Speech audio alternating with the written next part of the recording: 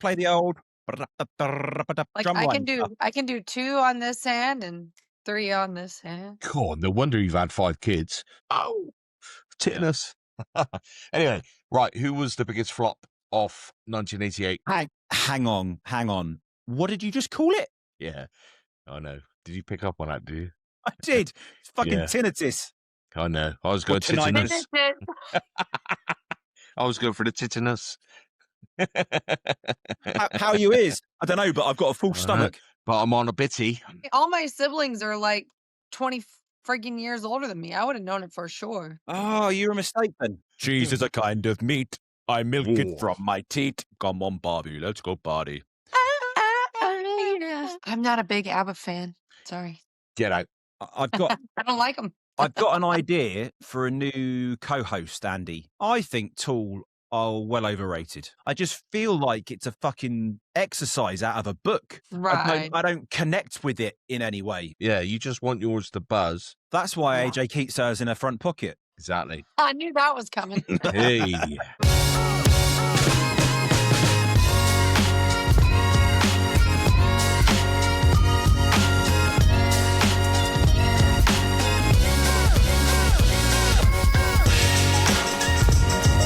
All right. Well, AJ, you got any questions for Andy? Questions. Let's see. So this was off of the album After Creep, yeah?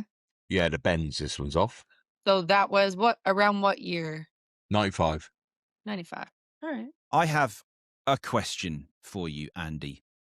What is your definition of heavy? Because, and I ask you this, and I'm not being a knobhead about it, we didn't define it deliberately so before this episode. And I wonder, because I'm sure that your line in the sand is in a different place to mine. So what do you consider heavy? Heavy is heavy rock in my head. I know we spoke last week towards the end of it, and I think I said those words, and I think you said not necessarily heavy rock. So that broadened the scope for me.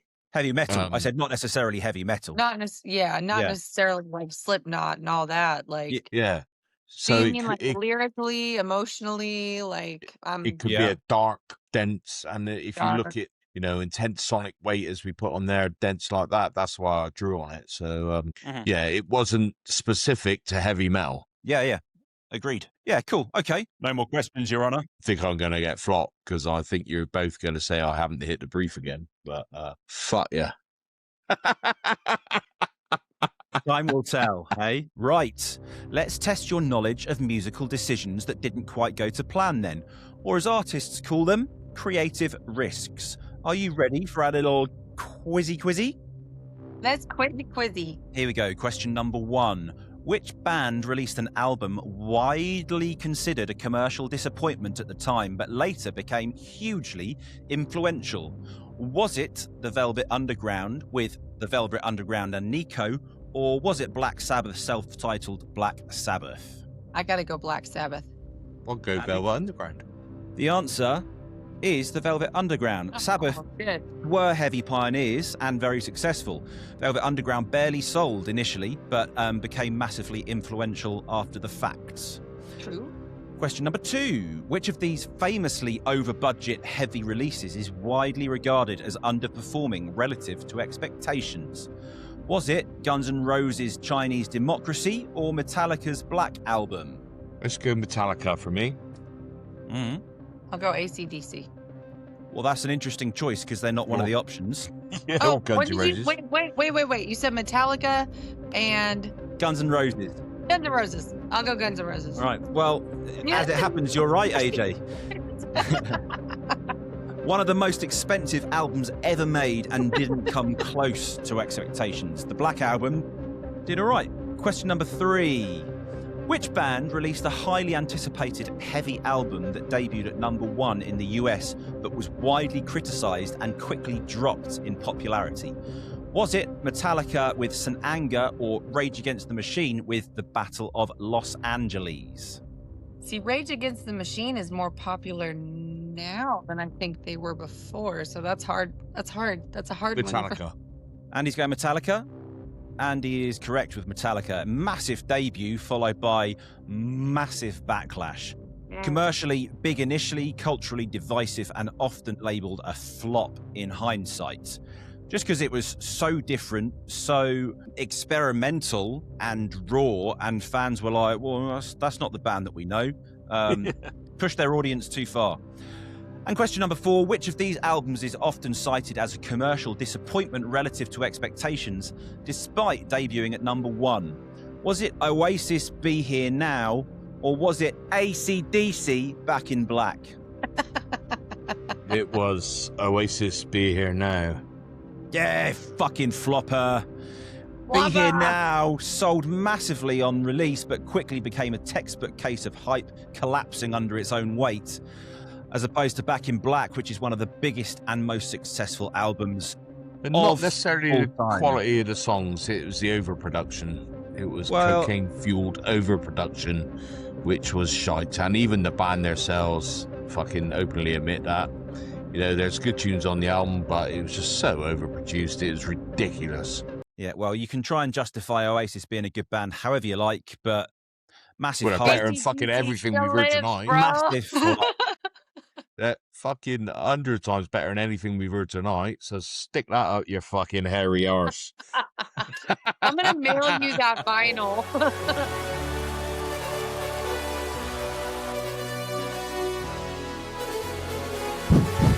Testing. Good evening, ladies and gentlemen, boys and girls. If you would like to prepare yourselves, we are about ready to commence with tonight's exciting entertainment. Oh, what an intro to a song that is, though, by the way. Rest of the song's pile of shite, but the intro is great. Yeah. It's like old Baker Street, isn't it? And then the rest of the song. And then it goes on and on and on and on. We used to play that. So, like, I was a band nerd, right? So I played saxophone, and I was the drum major for marching band and pep band and all that good stuff. So, were you? Yeah. Nice. You play the old like drum I line can do 2 on this hand and 3 on this hand. God, no wonder you've had 5 kids.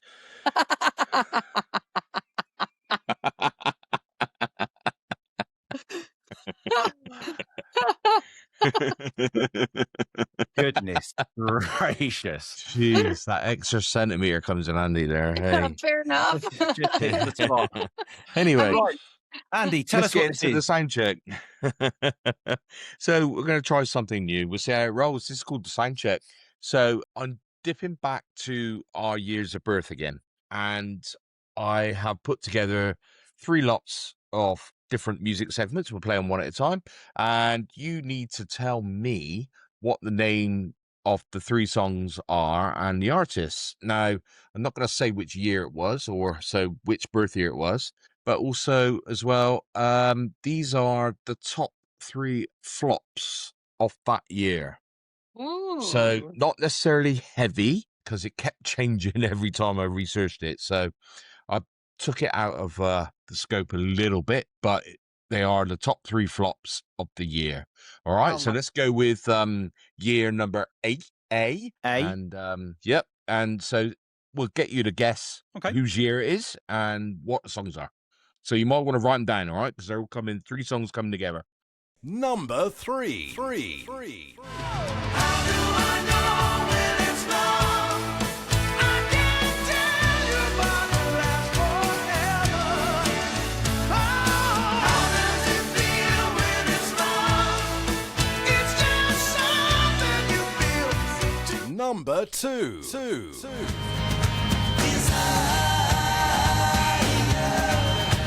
She's a candle burning my room.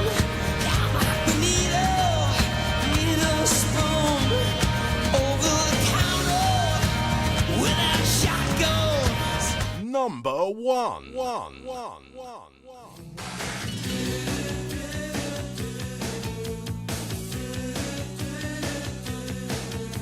We carry in our hearts the true country, and that cannot be stolen. We follow in the steps of our ancestry, and that cannot be broken. Huh. Right, there you go. So the 3, 2, 1 as they're going on. So number 3, number 2, and then obviously number 1 is the biggest flop of the year. So first off, any guesses on whose year of birth that was? 87? It's mine or AJ's. Let's go 87, AJ. Right. It's AJ's. It's 88. 88. Oh, it's 88. It's one of the two. Yeah, it was one of the two, obviously. So any ideas on track 3, on the third song, number 3? Well, I mean, I would guess the title is "How Do I Know If It's Love?" I know this song. I was trying to think of the band. It's hair metal era. Yeah, It's not Kansas again. no, it sounds like a lot of stuff that was in that period of time, but I couldn't actually put my finger on the voice. So I'm guessing it's a slightly B tier sort of glam hair metal band, still like well known, but not not Poison, not Alice Yes. Cooper. White No, Snake. No. So that one Um, is Van Halen. Van Halen. I know I know this song. I never would have said Van Halen. Oh my And god, the that's song is why I know this called- song. The song is called When It's Love, and it flopped relatively. It had relatively strong numbers, but underwhelmingly, their legacy versus the hype and the band stature, they weren't interested. I never should have missed that one. There you go. But Right, I'm not a huge Van Halen fan, but I know their music. You know what I mean? Oh, yeah, well, there you go. That's why you missed it. Didn't sound like Van Halen. No, it didn't. No, it had that very 80s feel, but it didn't sound like Van Halen. At number 2 for 1988 as a flopper. All Is it dos, the Stones? No, all dos. correct. Know the song? Nah. Well, I know the song. I can't remember Desire. the title. Desire. Nice, AJ. Desire, yeah. So that flop on the back of massive hype and limited staying power, released straight after Joshua Tree, and a massive mixed reception, which after the success of Joshua Tree, they're like, What? Why does that sound like so much like an underground Stones song to me? Like it sounds so much like them. big acoustic guitars were prominent in that song rather than the edges layered, Yeah. prominent picking, it's, and also the acoustic guitar in there is fucking turn the treble down. It's just like ching. It's like he's hitting Right. that bottom E like constant, and it's just too high, and it's going through here like, oh, tetanus. Anyway, right, who was the biggest flop of 1988? Hang on. What did you just call it? Yeah, I know. Did you pick up on that? Did you? I did. It's fucking Yeah. tinnitus. I know. I was going tinnitus? titanus. I was going for the titanus. How you is? I don't know, but I've got a full stomach. But I'm on a bitty.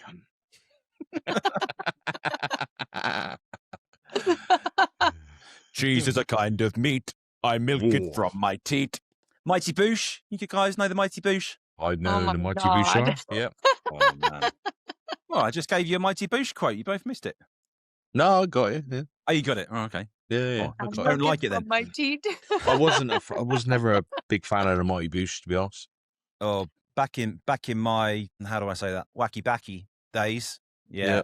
Bit of The Mighty Boosh. left-handed tobacco. They were Marmite, though, weren't they? They were either you loved Yeah, them no. or hated them. Noel Fielding, his sense of humour is just so weird that Yeah. It's fun. a bit like what they call Concorde, Flight of the Conchords.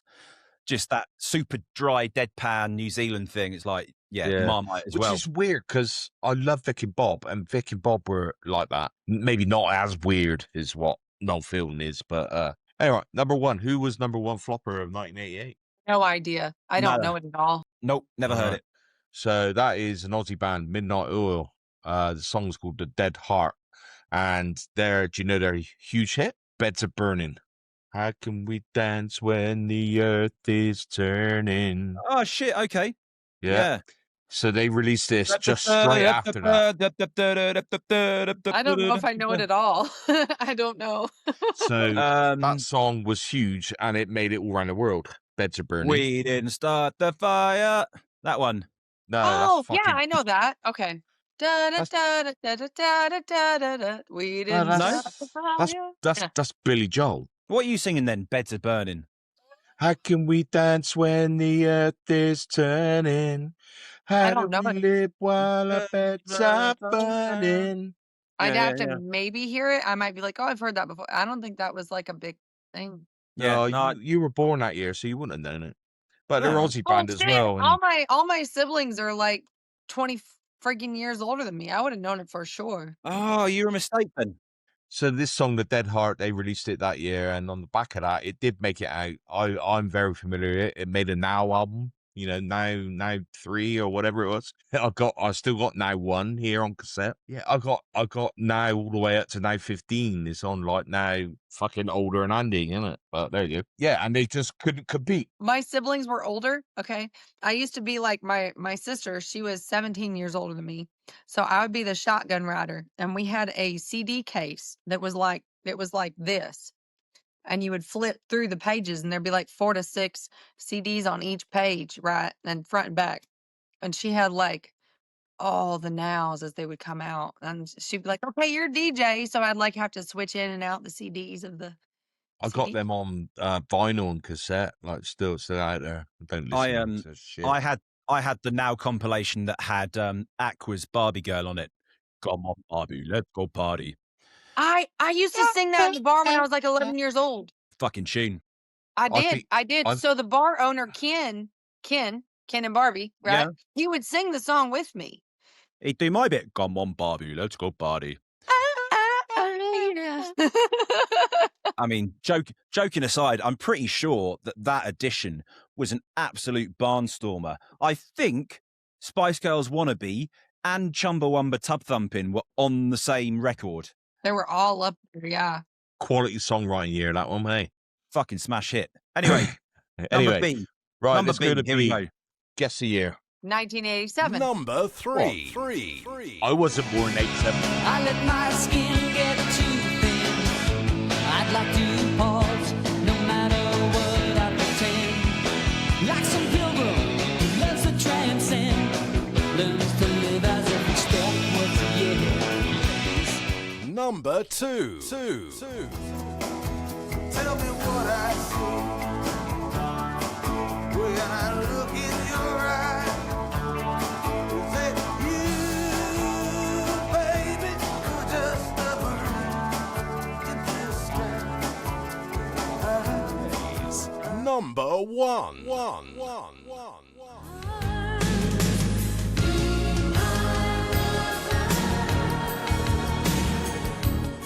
I wanna touch your loving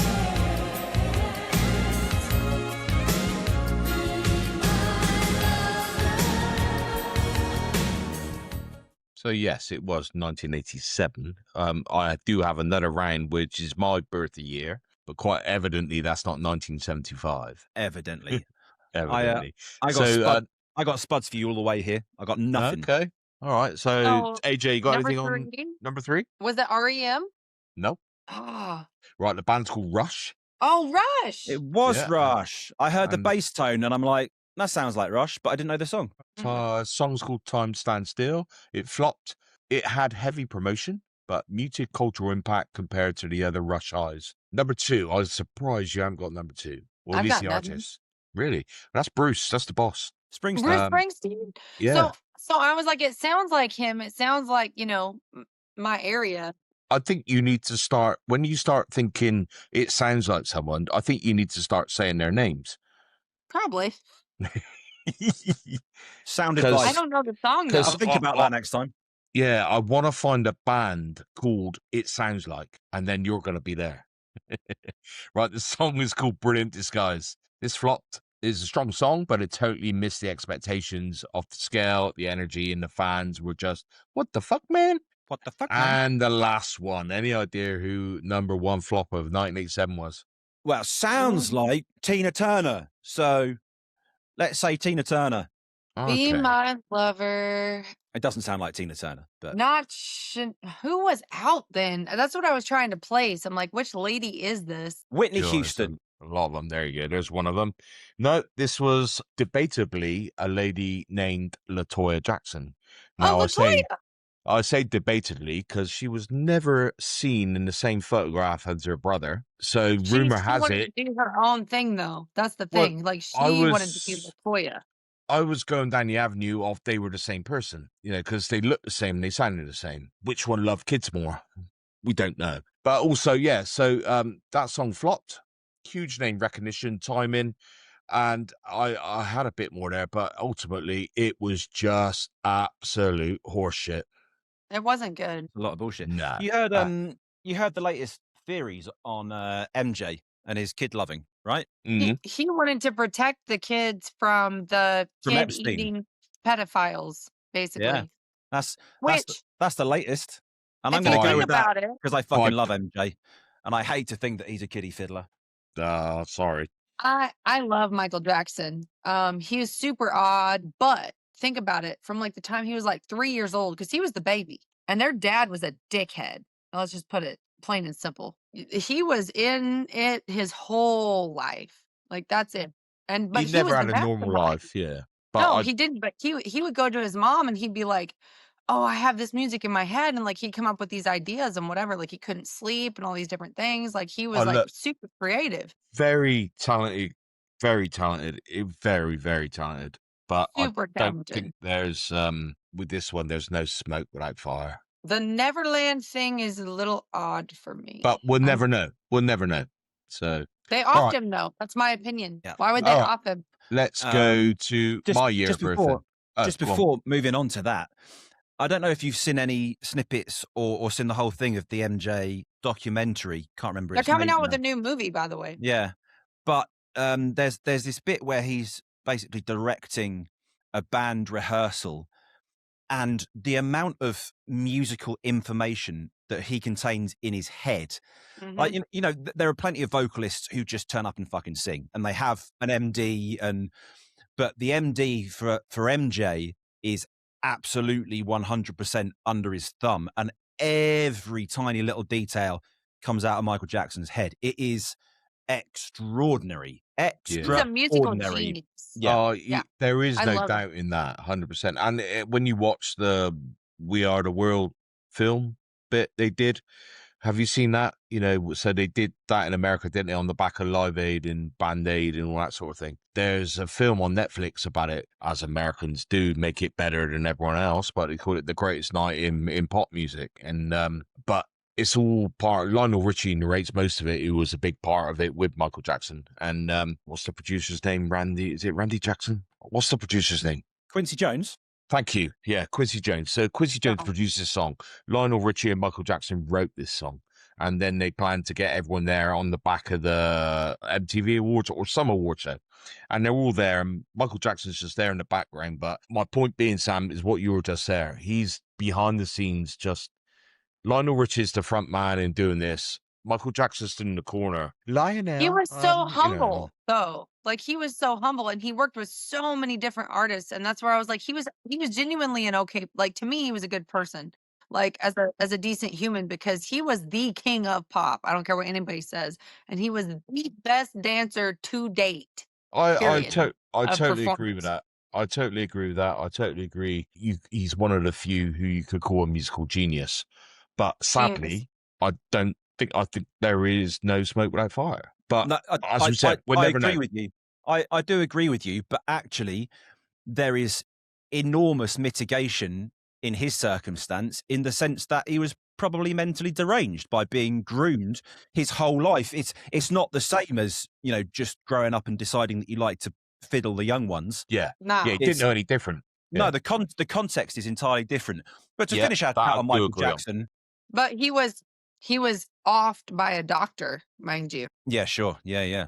But to finish our little spiel on Michael Jackson, if we're talking about genius music directors, you obviously think about James Brown as well, but they could not be more chalk and cheese in terms of their MDing style. You know, James Brown would just fucking fire people left, right, and centre. Be like, Yeah. you're out. MJ be like, no, that's not how I want that to go. Could you Can we just do it this like way, this?" please? Yeah. Yeah. Anyway, year number 3, Anyway, sound check okay. number 3. Right, go Here on. we Number go. 3. This is my year birth then. Number 3. So when you're near me, darling, can't you hear me? SOS. The love you gave me, nothing else can save me. SOS. When you're gone, how can I even try to go on? Number 2. Oh, Yes, indeed, we know that people will find a way to go no matter what the man says. And love is fine for all we know. For all we know, our love will grow. That's what the man said. So won't you Number 1. on the wind?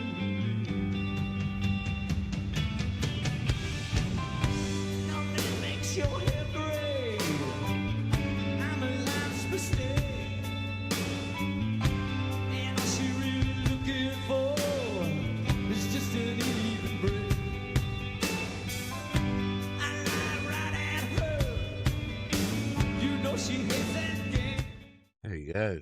So, can any of you remember the year I was born? 75. 1957. 45. Oh, I just got out of war, Mom. Fucking long 75, time ago. motherfuckers. Yeah, ain't that long. Only 10 years, mate. Yeah. 75. Right.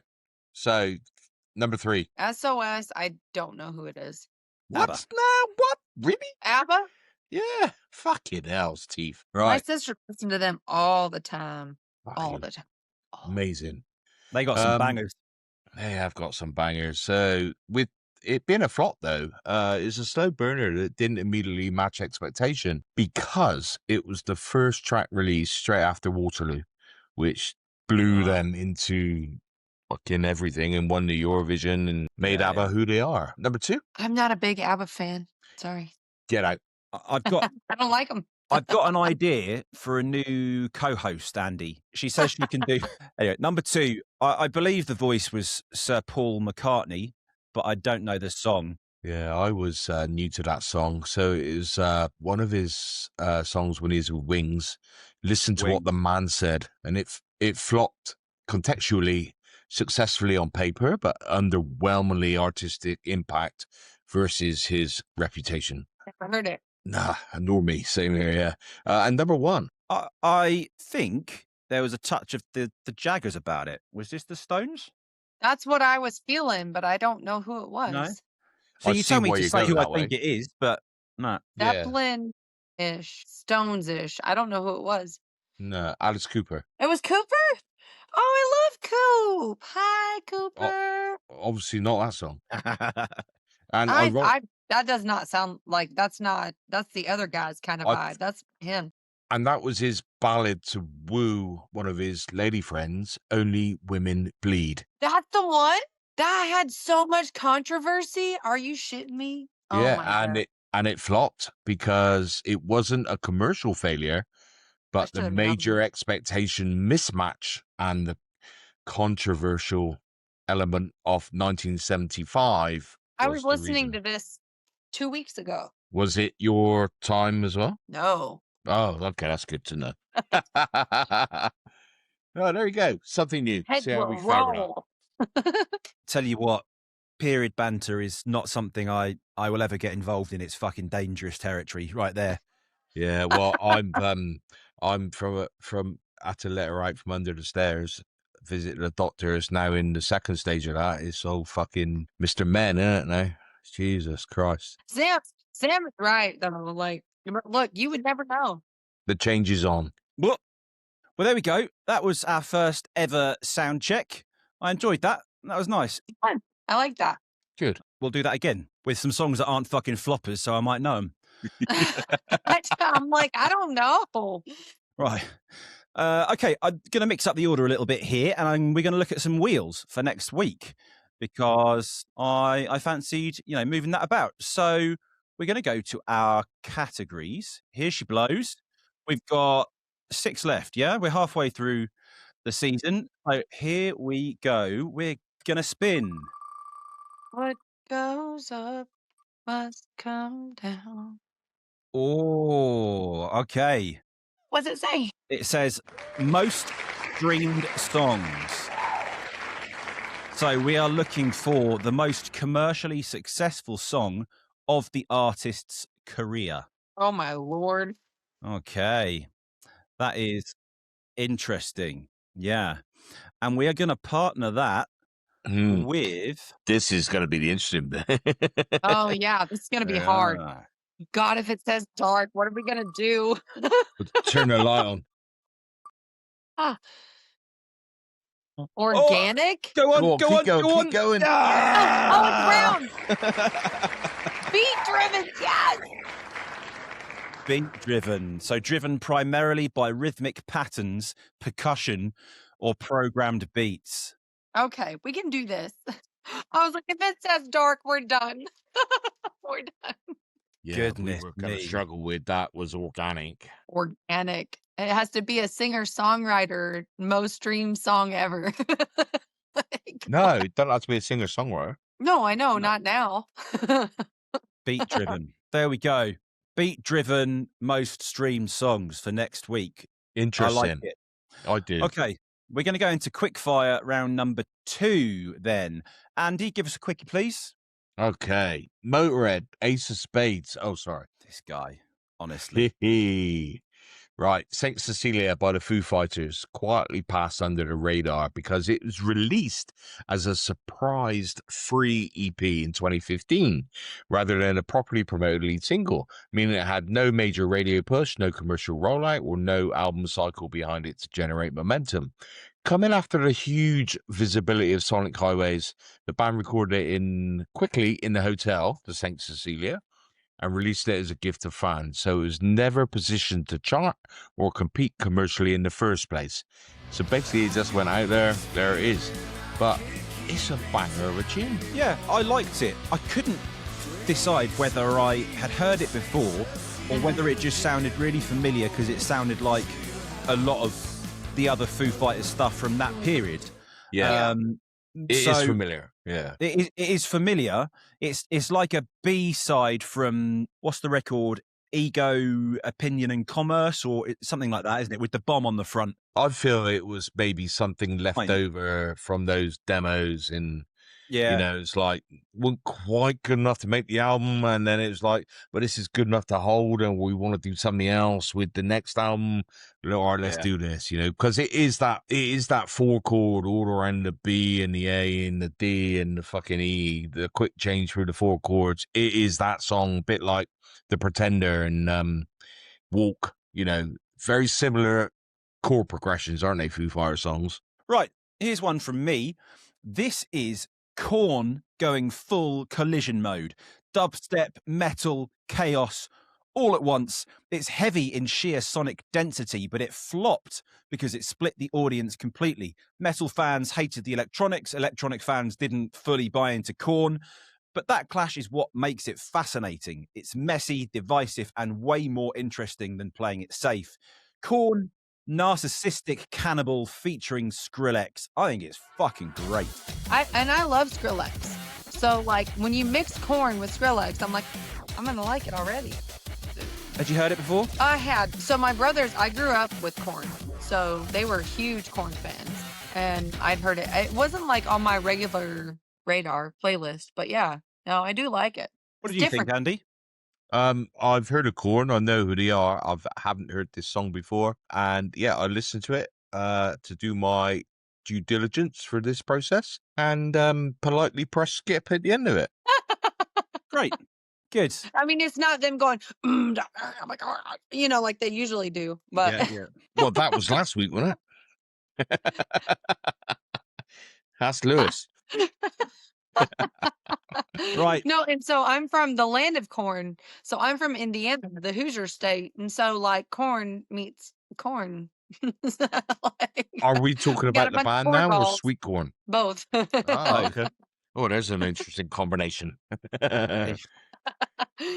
AJ, quickie, please. So this one is, if you think of every engineer you've ever known, they probably, not every, but most of them probably like this band. I actually can consult with my oldest son about musical taste because he found heavy metal and rock music and alternative. So I was actually talking with him about this 2 days ago. This is now considered a prog masterpiece and is really well known. It's widely accepted over here now. But when it first came out, it's a long song, right? Not a long schlong, guys. It's a long song. It's really different compared to some of the things they had done before, but it's still really similar. This song is Rosetta Stoned by Tool. And it was first said that it was a bit like they tried to be too technical. They tried to fit too many different things into it, but now it's one of their most widely known songs. It took me a while to listen to work out what the band was called and what the name of the song was called. Like, is the band Tool or is the band called Rosetta Stone and the song's called Tool? Tool's the No, band. the band is Tool. Yeah, I got that in the end. But yeah, no, I had a little bit of fun myself. I found it funny. It is a long song. It's like 13 minutes, wasn't it? It's like... It's like 8 or 9 minutes long, or maybe is it their 11-minute song? I think it's 8-something minutes. Controversial opinion of the day. Like, coming from a prog head like myself, I think Tool are well overrated. It's well overrated or well underrated. There's like no in between on Tool. You know? So. Yeah. I just think, like, for all of their cleverness and academia in the writing, which cannot be denied, like, if you're approaching writing a song like a fucking science formula, Right. then yeah, great. But Yep. I just can't get into any of their songs. There's a handful that I really like that I Yeah. can actually jam. But Yeah. I don't want to listen to prog for the sake of having my mind blown by, you know, polyrhythms. I want to listen to prog and still feel that it's a great song that grooves, Yeah. even if it's challenging me a bit. And I don't get that with Tool. I just feel like it's a fucking exercise out of a book. Right. I don't connect with it in any way. This song is almost chanty-ish, if that makes sense. Like they've got the vocals in it, and then it kind of has the breakdown, and then it changes again, and then they've got some more vocals in it. Like it's kind of a back and forth. So like this is the part I like of this song, and I'll skip it to like 3-something minutes.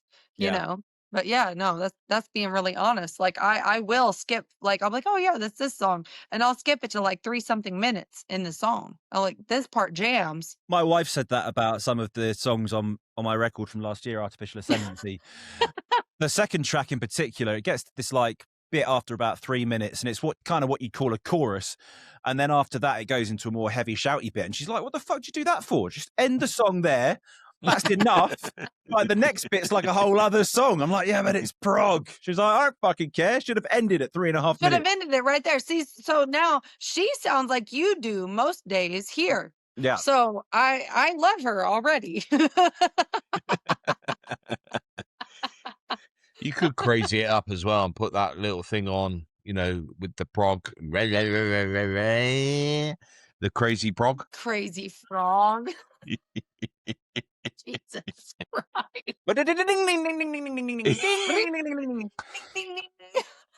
Do you remember the dance remix that was going Yeah. And then My kids used to make me play all the time. and then it's so annoying, but you got to hold your hat off to whoever did it. Made it into a ringtone, didn't they? Before you could Oh just my download God. anything for a ringtone, you had to specifically get a ringtone. And they were the one of the first to do it, and they did it. I mean, they must be fucking loaded now, but Now, if my phone makes noise, like used to, we would put the songs on there, ringtones, text message sounds, like everybody had a different something, you know. If it makes a sound, I'm gonna throw that fucker into the lake. Like I don't want it to make noise. Mine's on silent eternally. My phone hasn't been allowed since 2005. yeah, you just want yours to buzz. That's why Yeah. AJ keeps hers in her front pocket. Exactly. I knew that was coming. Hey, there it is. All right, well, there we go. That's our last quick fires of the day. And we're going to go into our final longy schlongy, which is from me. Thanks very much. Strap yourself in, because we are going with Enter Shikari. Gandhi, mate, Gandhi. All right, this is a band that at the time could do no wrong. We're talking late 2000s Enter Shikari. Take to the Skies had already kicked the door in. Common Dreads had cemented them as one of the most exciting genre-blending heavy bands in the UK. They were chaotic, political, ambitious, but crucially, they were still accessible. They were, along with Hadouken, who are mates of mine, in fact, taking over the world. They had hooks, they had energy, they had songs people could actually latch onto, and then this arrived. Gandhi, mate! Gandhi! Let's hear a bit of it. Ding a ding ding ding. Oh, sorry. You fucker. Establish order. Respect me. Fuck you. We have no respect. And when tomorrow comes, we gotta stand by your head. Whoa, calm down. Calm the fuck down. Gandhi, remember Gandhi. See, if we keep them silent, then they'll resort to violence, and that's how we criminalize change. Oh, yabba dabba do one, son. We don't want your rules. Who you fooling, son? We got all the tools. We need to build a whole new system to correct these flaws. I've already listed them. You're a communist. How fucking you open this? Oh, there come the emotive labels, but their attention fails. 'Cause man, we're so far out your comfort zone. We stop, think, begin to revive. We stop, think, begin to revive. I love that so much. So much. It's just fucking funny. And It is suddenly, funny. it is funny. It And is funny. suddenly, the band that built its reputation on controlled chaos just lets the chaos off the leash completely. Let's start with the heaviness. This is heavy in a way that isn't just about riffs or breakdowns. It's heavy in structure. There's no comfortable entry point, no clear chorus to grab onto, no moment where it settles and lets you breathe. It's frantic, it's abrasive, it's intentionally disorientating, or disorienting if you're American. The electronics feel more confrontational than melodic. The vocals feel more like statements than lyrics. It's not trying to pull you in, it's trying to shake you awake. But here's where it becomes a flopper, because this didn't land as a bold step forward.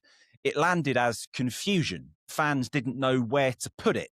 It didn't have the immediacy of their earlier material. It didn't have the payoff people expected. And it didn't translate into something that could live beyond that initial shock. It wasn't a single that took off. It wasn't a fan favorite. It wasn't something that defined an era for them. It just sort of existed. And that's the difference, because Enter Shikari have always been experimental, but usually there's a payoff. There's a hook, there's a moment, there's something that justifies the chaos. But here, they removed that safety net. And for a lot of people, that meant there was nothing to hook onto. But that's exactly why I love it, because this feels like a band refusing to compromise. This is them saying, we're not here to give you something easy. We're here to give you something honest. And it's messy and it's uncomfortable and it doesn't resolve cleanly, but it does have intent.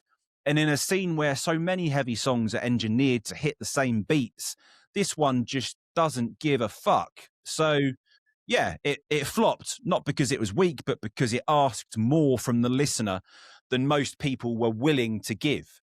And sometimes that's exactly what makes something worth defending. Hence, Gandhi, mate. Gandhi. Any questions? No. What year was this again? I can't remember. 28, 27? It was early 2000s, yeah? 2012 was the 2000. album. Oh, okay. 2011. Yeah, 2011 as a single, 2012, around that time. All right. Anyway, let's see what you make of that in the vote coming up shortly. Interested to hear your thoughts, fully expecting the nil point. I'll just throw out there, it feels like American wise, going off of it, it feels like West Coast rap metal, right? Because there's some metal bands on that side, meets like the Beastie Boys. It's certainly got a touch of the new metal vibes going on. That's for sure. Yeah, And there is a hint of Beastie Boys in it as well. Yeah. 100%. Yep. Yeah. And then, and if you listen to a lot of like the West Coast rap, like the underground stuff, because I know somebody that's all they listen to, it's like it's right in there. I thought it was leaning more towards the Rage go. Huh. That's where their inspiration was. Beastie Boys stroke Rage. Yeah, I that's think in there for sure. with the lead vocal bit, forget the Cockney bit. He sounds like the Beastie Boys dude for sure. Yeah, but with that Rage angst and musicianship behind it. Anyway, we'll come on to all that feedback in due course. But before then,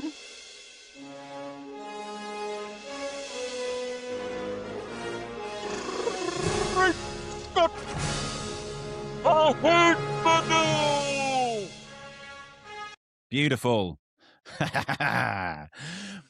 Right, tracks back from the future. Andy, what's going on this week? Loving it. I just thought I'd put a little spin on it and chop and change it around a bit for you guys this week.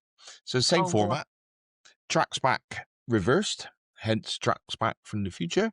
But what I've done is put them all together in one tune, should we call it. So you're going to get 5 songs in one clip. And so get your pen and papers at the ready. You're going to hear 5 tunes. I want to know the name of the artist and the song, and it is all around flopping. I wouldn't say heavy, but it is heavier. It's not like SOS or nothing like that. You know, ABBA. It is. They're rock and roll bands and heavy bands, but these are tracks that flop for them, and I'll explain why. But it's all in one go. So name us the band and the artist. Okay, here we go.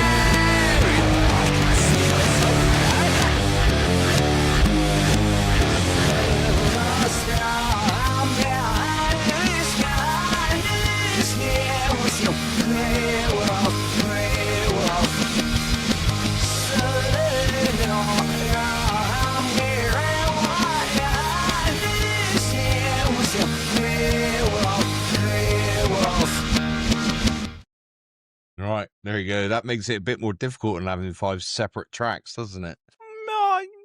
Yeah, I liked it like that. I like an old montage.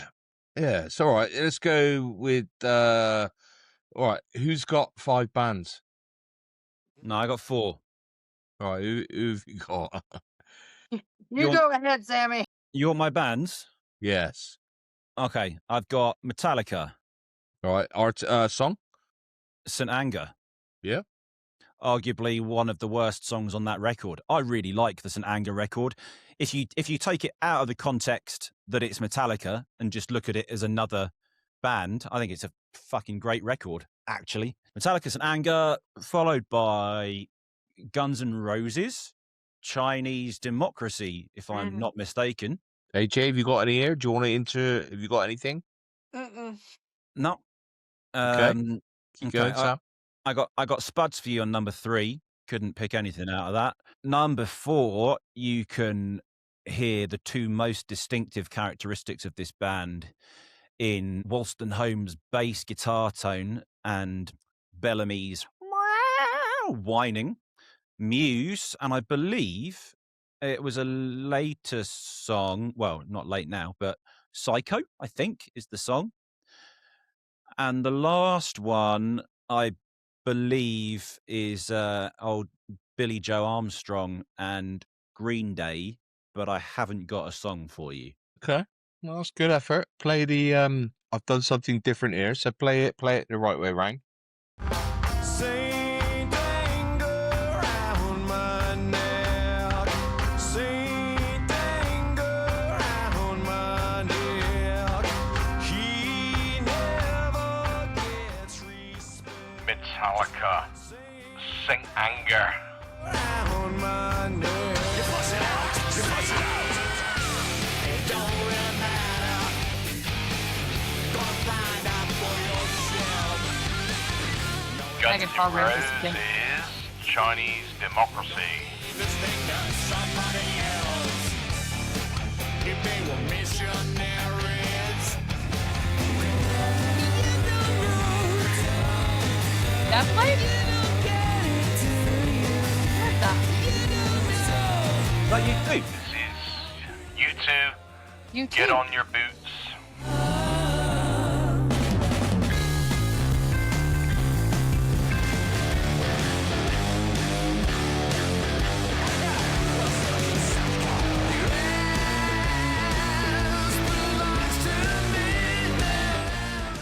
The one and only Muse and Psycho. Are you a killer machine? Far away, waste away tonight. I'm wearing my heart on a hill. And this is Green Day and Oh Love. Waste away tonight, my heart's on loose. Here we go. Yeah, that Green Day must have been a massive flopper because I've never fucking heard it before. That was on the Un Dos Tres trilogy album where they released one out of three every year, and Oh Love was on Uno, and the first single coming out of the American Idiot, Blackburn, and that era sort of thing. Why they did that? They had all those songs. There's some really good songs on there. If they just took the time with them a little bit more, made them better. They just rushed out like fucking 28, 30 songs on 3 albums in 3 years. So, Probably just because he so had them we there. might get to see them soon. So, like, you know that the Live Nation / Ticketmaster thing, they've been like on trial for being a monopoly.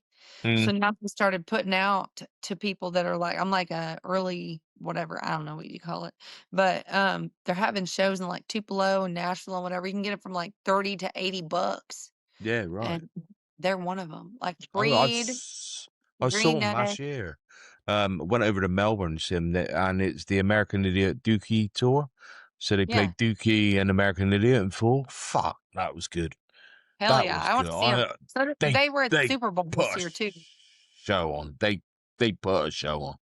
Yeah, they do. And So also he can sing. Give him his dues, Billy Joe. Like, you're not being funny, but he can sing it live as well. I have a quiz for you guys. Pop quiz, literally. Teacher has a pop quiz. So name 2 rock / metal bands that have decided and announced officially that they are going country. And it's not a ploy. They're going in that direction. 2 of them. Nickelback. That would make sense. They've But always no, wanted to be a fucking country band. I love Nickelback. I don't Yeah. hate them. Me But too. Is But not I thought Nickelback. Green Day's one, aren't they? I thought I read something. Are they I doing wish. something like Nope. that? No? So it's almost shocking. One of them I can see. The other one, I'm like, what? So 2, Shinedown makes sense. The way he sings, Shinedown's one of them. Okay, you're gonna be like, what? Avenged Sevenfold. Shut the fuck up. I'm serious. I am dead serious. Look it up. Avenged Sevenfold. They are going country. That's going to be some fast ass country. I'm like, yeah, let's go. Country metal. Come on. Woo. Well, Okay. Never heard of anyone. So swiftly on there. We all know why Saint Anger by Metallica blurbed and failed, because we've spoken about that tonight already. Same with Chinese Democracy. you know, Big budget and the build up. Go on, sorry.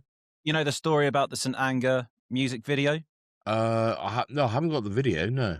So they recorded it in, I think it's St. Quentin, Penn. Yeah, I watched yeah. that. Yeah, Century. yeah, yeah. And there's this whole bit at the beginning about, like, you know, you're signing away all your rights, you're entering at your own risk. Can't do this, blah, can't blah, do that. blah. Yeah. Exactly. You know, if you get fucking stabbed or mugged or whatever, that, you know, that's on you. That was all like legit. That was all real. So they just went into a proper hard ass, full of hardened criminals prison and made this video. Fucking cool. That's awesome. It And the was. inmates were like, y'all are fucking great. Thank you for coming. Yeah. Like, When I downloaded the tune, because I do it via YouTube. Yeah, I actually watched the video. It was cool. And where they'd done it as well was like you know, they're above them on their wings, and then they're on the bottom where the pool tables are and whatnot. There's nothing stopping them jumping over if they were that mad and going at them, sort of thing. There was no constraint, really.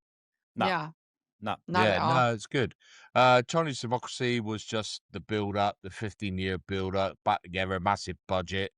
Axl Rose being Axl Rose in his fucking boxer shorts at the Freddie Mercury tribute, all right? I'm fucking right. And he created all those changes. U2, do you know what? I'd never heard that song, Get On Your Boots by U2, but it fell flat because it was cluttered, unfocused, songwriting, overhyped. Lead out single rollout didn't deliver the anthemic payoff fans expected. Psycho by Muse basically just felt as drill sergeant, repetitive stuff, and there was no dynamic songwriting in it coming out of that previous album. And Oh Love by Green Day fell short because it's slow, repetitive groove, drawn out structure, lacked the punch and immediacy fans expected from the big comeback single. There you go. Do we There we prefer go. that version of TBFTF or, yeah, it's a bit different, I suppose. Try it out. You I enjoyed like that? that version. Yeah, I like that version. Okay. AJ? I fucking sucked at that one, but it was fun. What Right. the fuck, man? Well, that only leaves us with this. It's on the dance.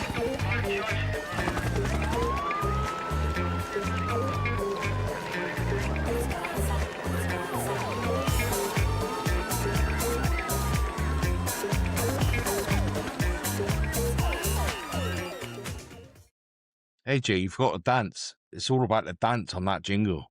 Yeah. I was nodding. Oh, you got to Now- dance. Before we go to revealing points, votes, just need to touch base on a quick little subject because last week you may remember, AJ, that you got a golden buzzer from me, which I just made up on the spot. Andy and I had a little chat just before we came on, and we agreed that you may each have a golden buzzer to use at your discretion if you choose to do so, but it is not compulsory. So if there is a song in the rest of the series that emotionally grabs you or moves you to such a point where you feel it needs more than just a top, you may do so. Yeah. You've got a good reason for it, though. Yeah. So on that note, let's do some voting. I would like to see your toppers first on a 3, 2, 1. Oh, Sorry, Andy. there we go.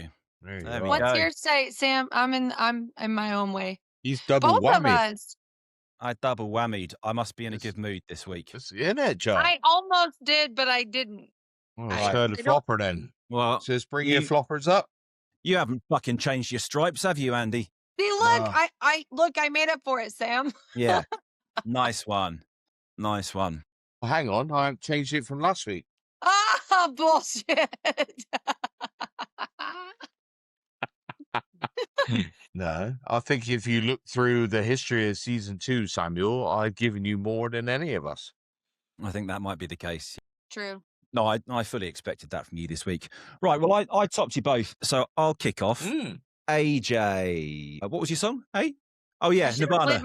played my bonus ball. You should I have done. almost did because it was Nirvana. I'm like, you can't get a whole lot better than that, but Yeah. you never know. Oh, So- there was a question over a brief again, mine, wasn't it? Which I thought I was going to get done by Sam. So I thought you were both teetering on the very edge of the brief this week, and my decision-making process was that I either flop you both or I top you both. And on the basis that I really like both songs, I leant on the top side. I think Lithium is the best song on Nevermind. Mm. I think it's great. Mhm. And I decided to agree with your assessment of the US flopping. So that's why I went there. And just I decided, I mean, I fucking love the song. I think it's my favorite it's my top 2 favorite Radiohead songs, along with Paranoid Android. that one. Thank you, Paranoid Android. Paranoid. Yeah. I mean, there are moments in it that obviously are not heavy, but then there are moments in it where you've got the big crank guitars and the tremolo lead filling it out. And there was enough justification, especially coming from someone that is not at all into heavier music as traditionally defined, to say there are heavier moments. So I gave you both the benefit of the doubt and topped you both. So aren't you guys lucky? Oh, I feel Sam's happy today. I feel very honoured. AJ, what are you saying? Okay, well, I'm sorry, Andy. I love Radiohead. Well, obviously not. I do. I love them. Obviously not. And I love okay, so for me, there's angst in the progressions in part of the song. So when they layer it and there's like the tension a little bit, I'm like, okay, I can see how that's a little bit heavier. I was on the fence with it because I already liked it. I like their music anyways. But to be honest, the reason why I flopped it was your argument. Interesting. It does matter. So you said too much. Really? Yep. Yeah, wow. Which So is why I asked that question, because I wanted to know where the line was. Yeah. I had to. You said that is the best start to a song. Oh, that A bit. metaphoric smack in the face, in your opinion. Mm. I don't agree. Yep. And you said that it was better than Teen Spirit Nirvana, and I flopped it when you said that because it's not. Yeah, So right. No, that's interesting, but you are wrong because it is. so I was on the fence, and I was like, well, maybe it's. I took notes. I take notes every time. I saw you Like, writing them down. Yeah.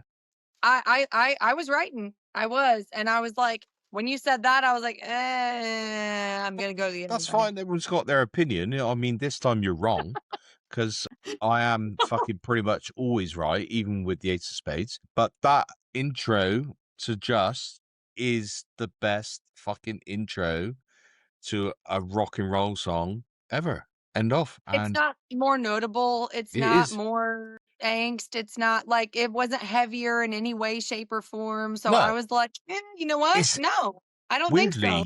Weirdly, it's the same kind of tone. You know, they're both playing Strats, or Kurt's playing a Jag Stang and Mustang. Yeah. But they're playing single coils. They're the same kind of tone. You know, whereas and then it kicks in with a distortion. But yeah, I'm sorry, but yes, the Oxford boys win that one over the fucking Skagig. Sorry, get the fuck out of here. Now he gets the Mantrim card. Nah, go on, sit in your fucking room in your dirty jeans, fucker. He's been having the Mantrim all bloody day. Yeah, baby. I hardly look. I have to flop sometimes. Shit. Well, absolutely. Just leave that to me and Sam, all right? Right, Andy, give us your opinions. Okay, Which are always right, apparently. Of course, you know, I've just changed my mind on Nirvana because they're fucking, you know, after that. But no, it's a belting tune. It's not as good as Radiohead's Just, obviously, as we've just discussed. But Lithium, yeah, nah. Nothing else to say what we haven't already said, so I'm not going to go over old ground. Sam, with yours, I was like, I was trying so hard to get into it, and I found it funny. Hence why I asked you about the Russell Brand bit and the commentary and the yabba dabba do, and you know, we spoke about it, or you spoke about it a couple of weeks ago. I did find it funny. Musically, though, it was just a fucking utter nonsense, and just like, what's going on with this? And then it goes into that, and it's just like fucking. All I could see was Lewis having a fit, and it's just like, man, no, this is fucked up, man. Like, is it going to come out of this? No, and then it go off on one. It's like, this ain't music. This is just like in your mum's basement, and Will Ferrell comes down there asking for meatloaf, and you're just fucking shouting off, turn that shit off. No, turn it up, turn the delay down, turn fucking this. It's just noise and nonsense. And I've seen them live, and it's just the same. And that episode where I saw them live, I think I walked out of that area at Glastonbury quicker than I walked in it. I just fucking hated it. I didn't go through why I topped it, and I almost didn't. I was like, well, you know what? And then I started looking through it, and I took notes while you were like explaining it and everything else, and we listened to it. And I said, you know what? It reminds me of Toxicity of a Down meets Beastie Boys. So it's very much like a combination, and I like a lot of those things. But he says yabba dabba do in the lyrics, right? And it cracked me up. And then he said, "We're so far out of your comfort zone." So he made it clear that they were trying to be like the anti everything with this song. And I get it. Like it was chaotic. It was frantic. It was, like you said, disorienting. There was confusion. It was not commercial at all. Zero. There was no commerciality. Like there was nothing that you could promote this song as being commercial in any form. And simply for the shock factor, because they did not give a fuck, was why I was like, you know what? I have to top it. It I, meets the brief. it It, wasn't. I had to top it. It wasn't. I wasn't full on 100% flop. You know, there was a bit more. It wasn't a full on foregone conclusion. But yeah, I just couldn't get my head around. You know, I took it then as a comedic piece, and it's like, well, yeah, fuck it, all right. But then that noise in the middle just fucked my brain. I was like, make it stop. It sounded like I was at a dentist. Stop it. Yeah. I think if that piece, that 30-second, 45-second bit, middle 8 bit, wasn't there, Yeah. it might be a different story. But it wasn't It was almost a gag piece for me. Like it was more comedy than it was like it they wasn't really a wanted to make a foregone. song. It wasn't a Yeah. foregone 100%. No, this is shit. You know. Yeah, I mean, you can't put all of those real tongue-in-cheek lyrics into a song and call it a deadly serious song. You can't, and you can't chuck so many different musical ideas, ranging from, you know, aggressive chuggy metal through to fucking trance, quite frankly, all in a, you know, in a tumble dryer, and again expect it to be taken seriously as a song, because it's just a mess, and that's what I love about it. And when they say, you know, when you were like, "Remember Gandhi, mate?" And I was like, I laughed every damn time. Yeah, I'm yeah. like, that cracked my ass up. You know, that's like, none is the word. Like Mother Teresa, you remember Gandhi? Like it cracked me up. Like I just, Yeah. But I'm happy to come away with 1 point, because that was one more than I wondered if I'd get. So there we go. Anywho's, let us take a little look at the scoreboard then, where I do believe somebody needs to be reined the fuck back in. I think so. Stop being so nice, I think. Now, Sam, me and you, we got to stop fighting each other and get back onto our lady friend here. right? Y'all are never, hardly ever nice. Oh, yeah, look at that. So after today then, episode 6, heavy songs that flopped, AJ maintains and extends her lead with the only topper of the day. She moves to 14. Andy and I both pick up 1 point. Andy moves to 11. I move to 9. So there is now a clear topper in between 1 and 2, and I'm just having a jolly nice time keep trying to hang on the coattails in the rear. Half a season to go. All could change. Oh, yes. I'm playing for 2 golden buzzers now. That's what I need. Yeah. Bloody Are we hell. gonna I use should have them? played my bonus ball today, and I'd be way ahead of y'all. Yeah. That wouldn't have been fair if I would have been like, "Hey, bonus Yeah, ball." we could certainly change that, AJ. Of course. Now you're just gonna be mean to me on purpose. If you bring any more of that country nonsense in, unless it's the highwaymen, of course. Yeah, they can that's come good. back. Yeah, they can come back. Well, then, let us wrap up. What have we learned tonight, then, boys and girls? That being heavy isn't enough. You can have the biggest riffs, the most aggressive production, the most uncompromising vision, and still completely miss. Because heavy music doesn't fail quietly, it fails loudly. It arrives with expectation, intent, and a lot of confidence, and then just doesn't connect. And that's the uncomfortable truth. A song can be bold, it can be ambitious, it can even be brilliant, and still flop. But maybe that's not entirely a bad thing, because every single track we've talked about tonight took a risk. Some of them went too far, some of them didn't go far enough, some of them just landed at the wrong time, but none of them played it safe. And in a world where so much music is designed to be instantly digestible, instantly shareable, instantly forgettable, there's something strangely respectable about a song that swings for the fences and completely misses. That's why we live in Neverland. Hell no. So Wonderland. Yeah. Wonderland. So maybe the real verdict is this. It's better to fail loudly than succeed quietly, because at least someone will remember it. This has been Tracks on Trial. Court is adjourned.